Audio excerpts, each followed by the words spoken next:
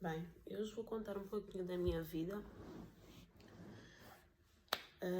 Bem, eu sou casada e tenho 2 filhos do meu casamento.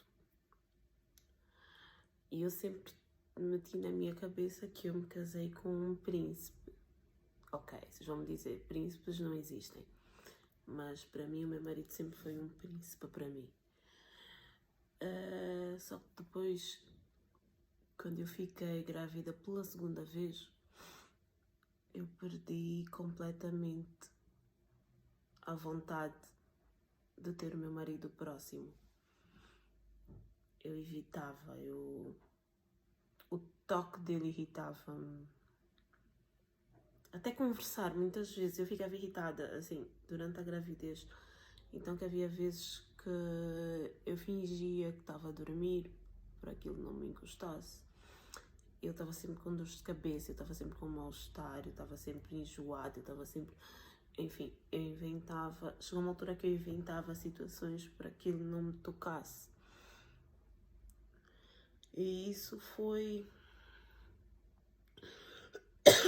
Desculpa, isso foi, né, acontecendo e tudo mais. Tive o meu segundo filho. Só que depois eu comecei a notar que o meu marido também começou a ficar estranho. Estava sempre no telemóvel. Estava sempre com sorrisinhos, com chamadas, fala super baixo ao telefone.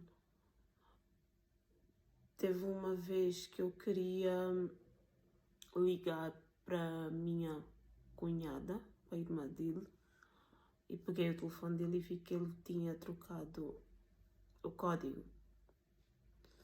Nós sabíamos os códigos um do outro, porque eram os mesmos praticamente. E só tínhamos por causa dos miúdos. E eu vi que ele trocou o código. E aí algo começou a bater aqui atrás, que eu sabia que alguma coisa se estava a passar. Conversei com ele e ele disse que estava tudo bem, que não se passava nada, que não tinha acontecido nada de diferente, que era tudo igual, que era o amor da vida dele e que não tinha como acontecer nada. Eu disse que estava bem e seguimos, mas claro que não estava tudo bem. Eu fiquei com aquilo na cabeça. Até que eu descobri a password. E quando descobri, claro que fui mexer no telefone dele e encontrei coisas. E eu descobri que ele me estava a trair. Eu pensei em muita coisa, né? No que fazer, como fazer. Pensei em atirar a toalha para o chão, só que também pensei nos meus filhos, nos nossos filhos, no nosso casamento, na nossa relação. E eu sempre fui uma pessoa muito... As minhas amigas sempre disseram que eu era uma pessoa muito sábia, porque desde novas, né, eu sempre fui a mais... Sempre fui de pensar antes de agir. Só que estava a me fazer mal, porque eu estava a amamentar, eu não podia sequer deixar com que o meu psicológico ficasse afetado. Então sentei com ele e conversei-lhe e falei-lhe abertamente do que eu tinha visto. E ele chorou, pediu desculpa, disse que não voltava mais a acontecer, que foi um erro, que ele estava carente, que a culpa, que metade da culpa era minha, ou que parte da culpa era minha, porque ele tinha evitado naquela altura e que homem é sensível, enfim, blá blá blá. Foram desculpas que ele arranjou. Eu na altura, como estava meio sensível, eu cheguei a acreditar que a culpa era minha. Ele disse que me amava, que era a mulher da vida dele e tudo mais. Eu perdoei. Perdoei e lá seguimos. Só que é assim, claro que a confiança já não é a mesma, não é? E para mim, a prioridade sempre foram os meus filhos, porque eu cresci sem pai E eu sempre disse que os meus filhos não iriam passar pelo que eu passei. Claro, a minha mãe sempre foi perfeita, mas a presença paterna sempre foi muito importante. Então que para mim os meus filhos iriam crescer com o pai e a mãe dentro da mesma casa. Ele lá pediu desculpa, que era a mulher da vida dele, chorou, babirranho e tudo mais, e eu perdoei. Perdoei, mas claro, a confiança. Então que sempre que ele estivesse a mexer no telefone, durante muito tempo para mim ele já me estava a trair. Sempre que ele chegasse à casa e ficasse na garagem a falar ao telefone antes de entrar, para mim ele me estava a trair. Sempre que, enfim, eu comecei a viver de desconfianças e eu não estava feliz, porque aí está, ele sempre fez, aliás, ele podia ter nem estar a falar com uma mulher, mas eu já não confiava nele. Então que eu conversei com ele e eu disse, olha, o que está a acontecer é isso, nós sempre fomos amigos, nós sempre fomos perfeitos um com o outro, mas a situação é essa e eu não estou a conseguir levar, eu não estou a conseguir gerir essa situação da melhor forma. Não vou conversar com ninguém, porque eu não desabafei com ninguém, eu guardei para mim e decidi que eu ia resolver aquela situação. Ele disse, olha, se calhar eu quero que demos um tempo para eu organizar as minhas ideias e tu organizas as tuas. Até aí tudo bem, ele chorou, disse que não queria e não sei o que podia ficar no outro quarto. Eu lhe disse, não, eu vou viajar com os miúdos e quando voltar nós sentamos e conversamos, porque eu preciso disso. Ele respeitou, eu viajei, fiquei 15 dias fora, voltei, encontrei-lhe em casa, tudo na mais perfeita ordem.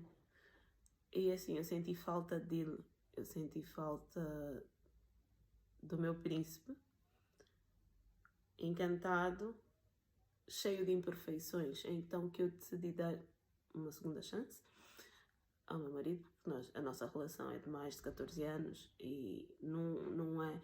Sei que as pessoas vão dizer, te acomodaste. Não me acomodei, porque sinceramente eu nunca mais vi nada e eu não posso simplesmente me basear naquele erro. Então que, assim, dei-lhe um choque de realidade.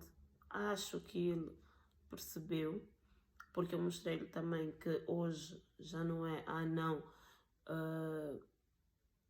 os meus filhos têm de, eu tenho de. E quando eu saí de casa era porque eu precisava de me sentir bem. Se eu sentisse que não dava mais, eu não voltava.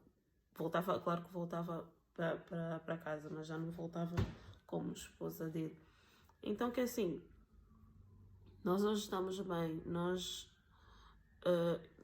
eu estou a recuperar a confiança porque ele tem sim se mostrado arrependido. Errar é humano, não vou dizer que todos os homens são iguais, que todas as mulheres são iguais, mas assim, é só, né, para dividir convosco que o facto de eu ter chegado a me culpar, acho que estava a fazer com que eu perdesse a minha essência. De eu pensar que, é homem pode fazer. Não, o homem não pode fazer. Porque eu, mulher, também não posso fazer. Então que posicionei-me e acho que isso deu certo, não sei. Então que é mesmo só para partilhar convosco a minha história de vida. Hoje estou bem com o meu esposo, com os meus filhos. O amanhã pertence a Deus e se for para continuarmos bem, eu agradeço.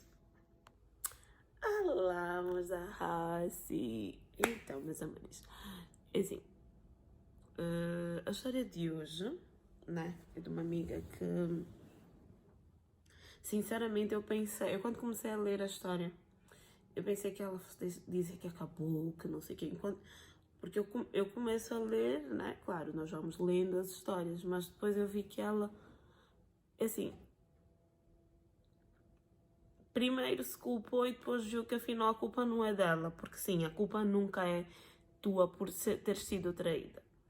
A culpa é da pessoa que não tem caráter suficiente para conseguir dirigir certas situações no relacionamento. O esticão que ela deu ao marido também, eu gostei. Estou a morrer aqui. Eu gostei, né? Porque ela não se explodiu, não foi procurar conselhos terceiros, porque muitas vezes, aliás, né? Tem-se dito que se o conselho fosse bom seria vendido. Ela foi tão consciente e madura que ela mesma fez aquela curva assim no relacionamento dela.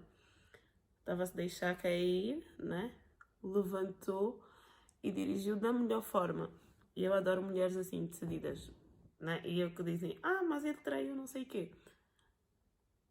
Quem nunca errou, que atira a primeira pedra. Ela, melhor do que ninguém, sabe, né? Como é o relacionamento dela.